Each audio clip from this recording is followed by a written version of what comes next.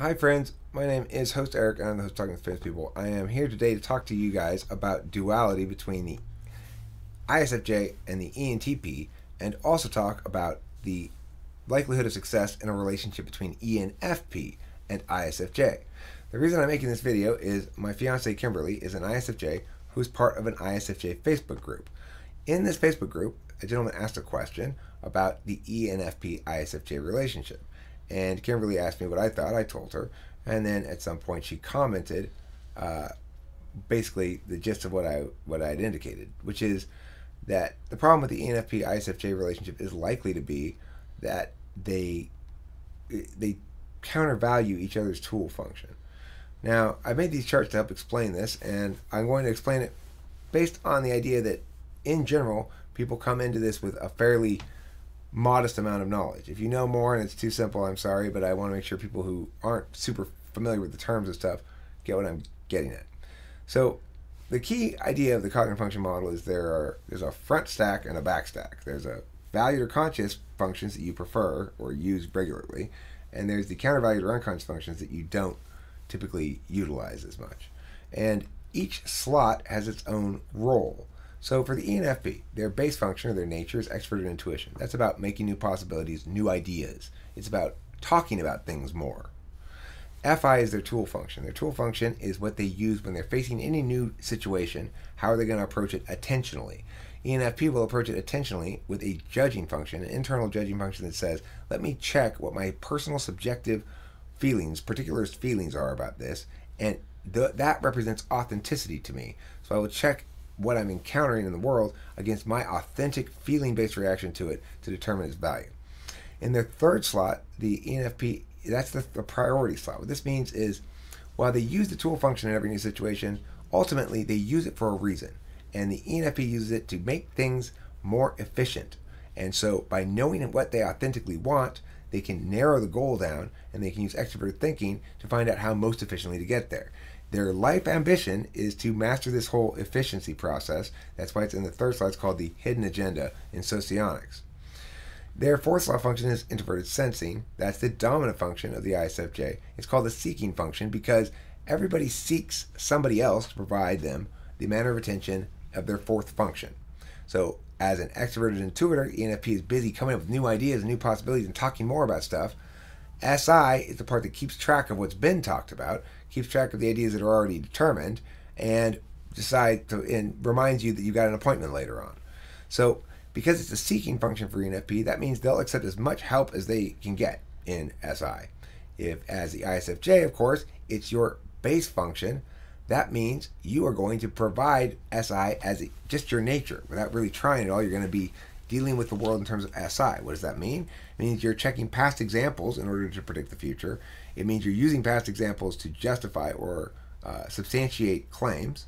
It means that you're very aware of your own state of being in terms of whether you're hungry, thirsty, what time you need to go to bed, that kind of stuff, and also keeping track of your appointments. So you'll do this for your partner naturally, and that's what the ENFP seeks. This is why right off the bat, the ENFP-ISFJ relationship is going to seem like a strong bet. When you first meet, when you first get together, for sure, you're going to think, hey, this person's great, because they're providing what you seek. Each party is. Okay, but look at the tool function differences for ISFJ. The tool function is extroverted feeling. Now, instead of attending to their own authentic personal feelings about things that are not logical or not related to any reasons, what the ISFJ does is they turn to how other people authentically feel about things, and they turn to what they know intuitively about how their behavior impacts others' perceptions of them. So the ISFJ, it's very critical the ISFJ be liked, and it's very critical that the ISFJ be thought to be a good person, and also that they not be subject to embarrassment in front of others. They like to manage the emotional state of a group in general. And they do so typically with good FE. That is to say, making sure, hey, did you get enough to eat? Or that's FESI right there. Or, hey, you look a little sad. Do you want to talk? That's just straight up FI or whatever. FE, I mean. So now, TI, their priority for ISFJ, means that they aspirationally want life to be consistent and fair and make sense. They don't want it to be efficient. They want it to be consistent, fair, and make sense. Okay? And they're seeking NE. So the ENFP will provide plenty of NE for the ISFJ because it's their nature, and this is why, again, this relationship at first is going to seem great. Now, let's look over at this third column, third and fourth column, the countervalued or unconscious functions. Here's where the problems also start to arise between ISFJ and ENFP. So the first problem is going to be between the tool functions. ENFP starts with authentic feeling.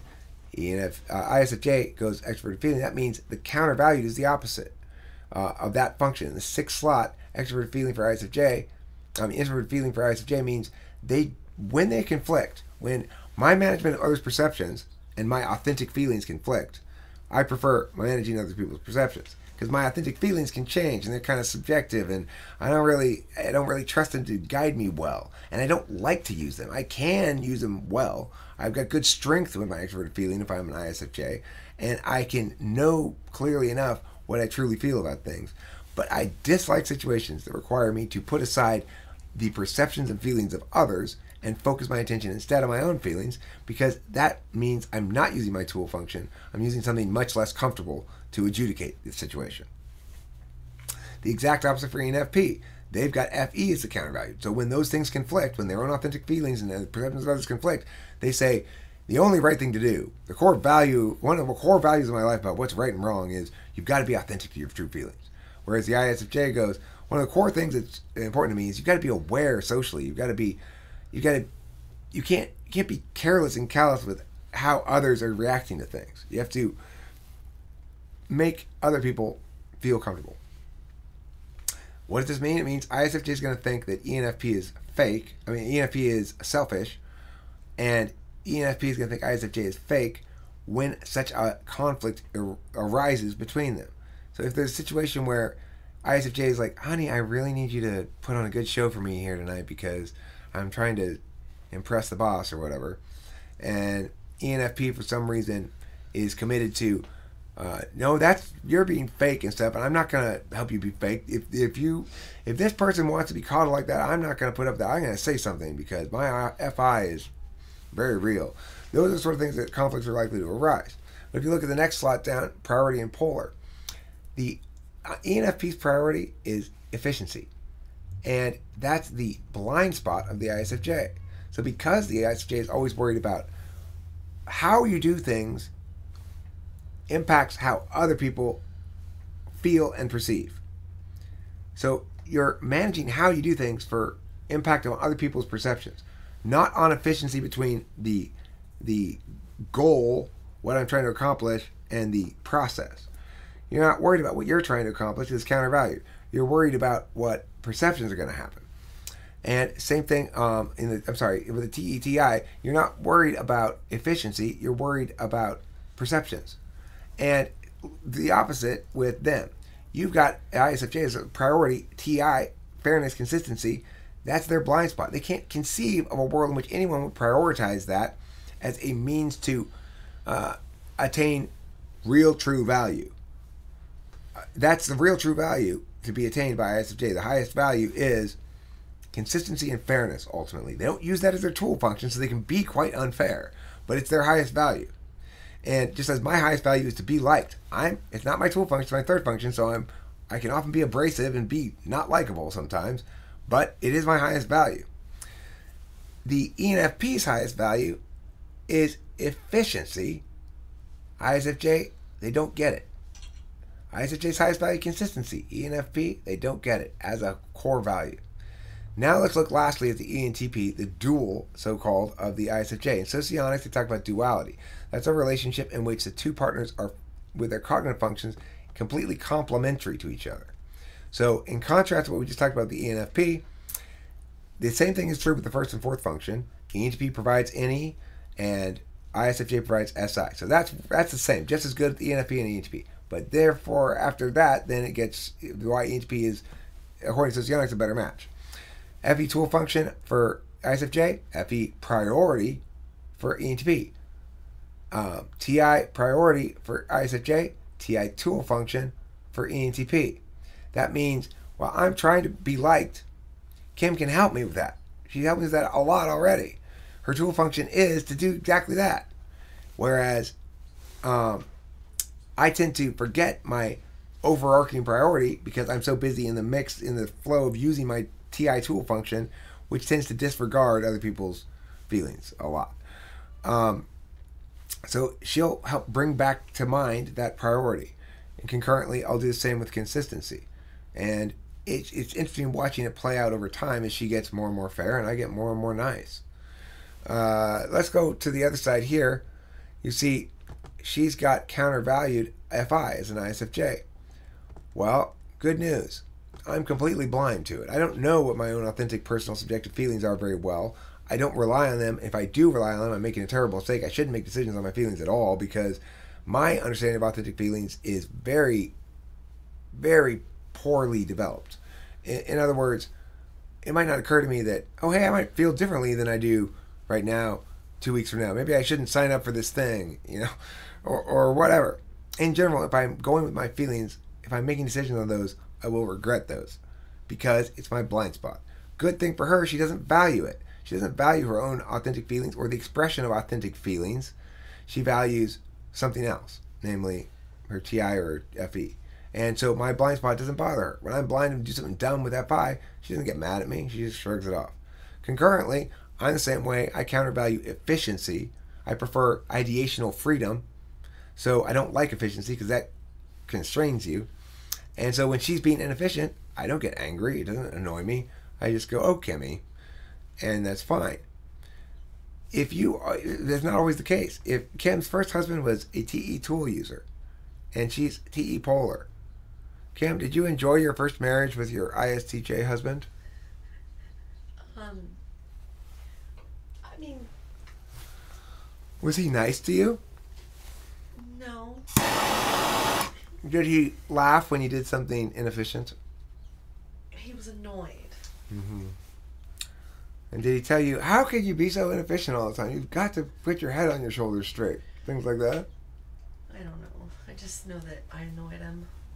And he annoyed you. Yeah. Because he had FE polar. His blind spot was extroverted feeling. That's her tool function, and vice versa. Of course they annoyed each other. It's like the default way that I go to approach every new situation, you don't get it at all. And vice versa. So it's important which ones you got where.